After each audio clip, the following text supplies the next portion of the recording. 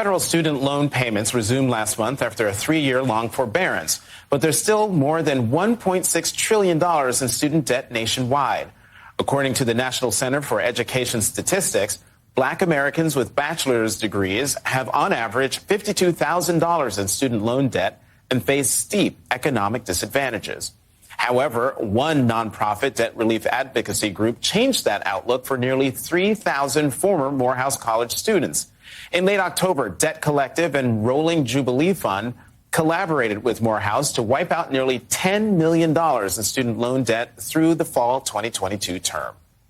Joining me now, Braxton Brewington, spokesperson for the Debt Collective. Braxton, thank you very much for being here this morning.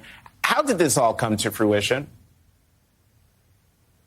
So actually, a professor at Morehouse College reached out to the Debt Collective knowing about the work that we do. And, we canceled some debt for Bennett College just last year. And so this professor said, is there anything you all can do for Morehouse College, the only HBCU for men in the nation? And so the Debt Collective and the Rolling Jubilee were able to collaborate with Morehouse College, where the college took every penny they had in collections prior to fall 2022 and transferred that debt to the Debt Collective for a total of about $10 million. And rather than collect on it, we canceled it. We've sent everyone now letters in the mail that says this is a no strings attached gift. Your balance is now at $0. And we unfortunately can't cancel your federal student debt. That is something that the federal government can do, but we want to take care of these often unpaid tuition, library, parking fines, and fees that amounts to $20,000, $30,000 for some individuals. So according to the National Center for Education Statistics, student loan debt forgiveness would immediately increase the wealth of Black Americans by up to 40%. In what ways will this student debt cancellation be a stepping stone for thousands of Black students? So at the least, people have holds removed from their accounts, which means they can access their transcript for the first time in years. They can go back and pursue their education at Morehouse or pursue their education somewhere else. Many folks, they can just move on with their lives. I've spoken to some folks who had $15,000, $21,000, $36,000 worth of student debt, who they were thinking, how am I going to be able to move on from this? They're essentially burdened by student loans, but only have the education for a high school diploma. And as Black Americans who are getting underpaid often in the workplace, that's sort of a double-edged sword of really being burdened in the economy. So for many people have said, I can now think about purchasing a home, start saving for a retirement, or maybe even start a small business. Mm-hmm.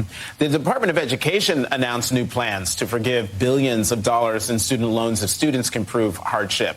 But is this enough for students of color who disproportionately carry that debt burden?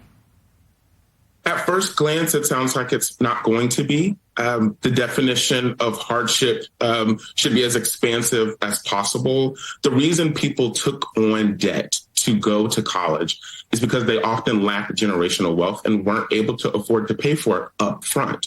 And what happens is that debt doesn't actually decrease with student loans, right? The interest is so high, penalties are very harsh. That debt rather increases and people cannot keep up with it over time. It's a trap.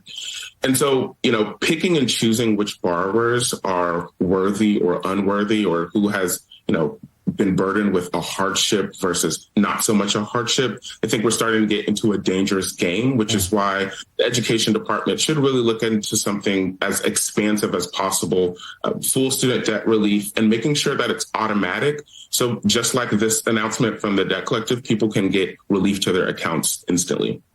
When you say automatic, define that. You lost me there for a sec.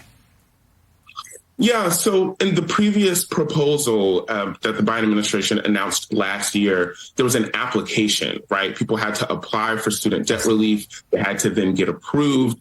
And that sort of burdensome paperwork took some time, frankly, for frivolous right-wing lawsuits to go to the Supreme Court and knock down what was a historic announcement and proposal from the Biden administration, which would have canceled 20 million accounts. And so what we're saying is, just like recent announcements by the Biden administration, they should simply enact relief automatically, right? Just wipe out the accounts, send emails to people. People don't need to apply. People don't need to fill out paperwork. You can do this automatically, which will be much quicker, and people can see that relief and could possibly shield us from some, again, frivolous lawsuits in the future that may inevitably pop up.